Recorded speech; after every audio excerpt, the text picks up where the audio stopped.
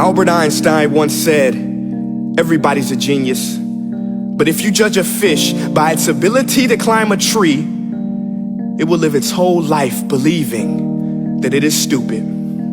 Ladies and gentlemen of the jury, today on trial we have modern day schooling. Glad you could come. Not only does he make fish climb trees, but also makes them climb down and do a 10-mile run. Tell me, school, are you proud of the things you've done? Turning millions of people into robots, do you find that fun? Do you realize how many kids relate to that fish? Swimming upstream in class, never finding their gifts, thinking they are stupid, believing they are useless? Well, the time has come, no more excuses. I call school to the stand and accuse him of killing creativity, individuality, and being intellectually abusive. He's an ancient institution that has outlived his usage. So, Your Honor, this concludes my opening statement, and if I may present the evidence of my case, I will prove it. Proceed. Exhibit A. Here's a modern day phone. Recognize it? Here's a phone from 150 years ago. Big difference, right? Stay with me. Here's a car from today, and here's a car from 150 years ago. Big difference, right? Well, get this. Here's a classroom of today, and here's a class we used 150 years ago. Now ain't that a shame? In literally more than a century, nothing has changed. Yet you claim to prepare students for the future? But with evidence like that, I must ask, do you prepare students for the future or the past? I did a background check on you and let the record show that you were made to train people to work in factories, which explains why you put students in straight rows, nice and neat, tell them sit still, raise your hand if you want to speak, give them a short break to eat, and for 8 hours a day, tell them what to think. Oh, and make them compete to get an A letter which determines product quality, hence grade A of meat. I get it. Back then, times were different. We all have a past. I myself am no Gandhi. But today, we don't need to make robot zombies. The world has progressed. And now we need people who think creatively, innovatively, critically, independently, with the ability to connect. See, every scientist will tell you that no two brains are the same. And every parent with 2 or more children will confirm that claim.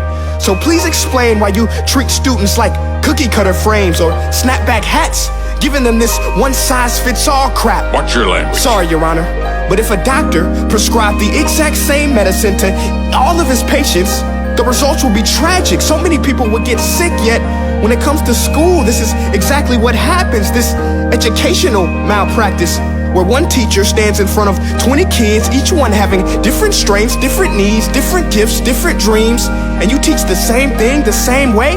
That's horrific. Ladies and gentlemen, the defendant should not be acquitted. This may be one of the worst criminal offenses ever to be committed. And let's mention the way you treat your employees. Objection. Overruled. I want to hear this. It's a shame. I mean, teachers have the most important job on the planet, yet they're underpaid? No wonder so many students are short-changed. Let's be honest, teachers should earn just as much as doctors, because a doctor can do heart surgery and save the life of a kid, but a great teacher can reach the heart of that kid and allow him to truly live. See, teachers are heroes that often get blamed, but they're not the problem. They work in a system without many options or rights. Curriculums are created by policymakers, most of which have never taught a day in their life. Just obsessed with standardized tests. They think bubbling in a multiple choice question will determine success. That's outlandish. In fact, these tests are too cruel to be used and should be abandoned, but don't take my word for it. Take Frederick J. Kelly, the man who invented standardized testing, who said, and I quote, "These tests are too cruel to be used and should be abandoned." Ladies and gentlemen of the jury, if we continue down this road, the results will be lethal. I don't have much faith in school, but I do have faith in people. And if we can customize healthcare, cars, and Facebook pages, then it is our duty to do the same for education, to upgrade it, change it, do away with school spirit, because that's useless. Unless we're working to bring the spirit out of each and every student, that should be our task. No more Common Core. Instead, let's reach the core of every heart in every class. Sure, math is important, but no more than art or dance. Let's give every gift an equal chance. I know this sounds like a dream, but countries like Finland are doing impressive things. They have shorter school days, teachers make a decent wage, homework is non-existent, and they focus on collaboration instead of competition. But here's the kicker, boys and girls. Their educational system outperforms every other country in the world. Other places like Singapore are succeeding rapidly. Schools like Montessori, programs like Khan Academy, there is no single solution. But let's get moving, because while students may be 20% of our population, they are 100% of our future. So let's attend to their dreams, and there's no telling what we can achieve.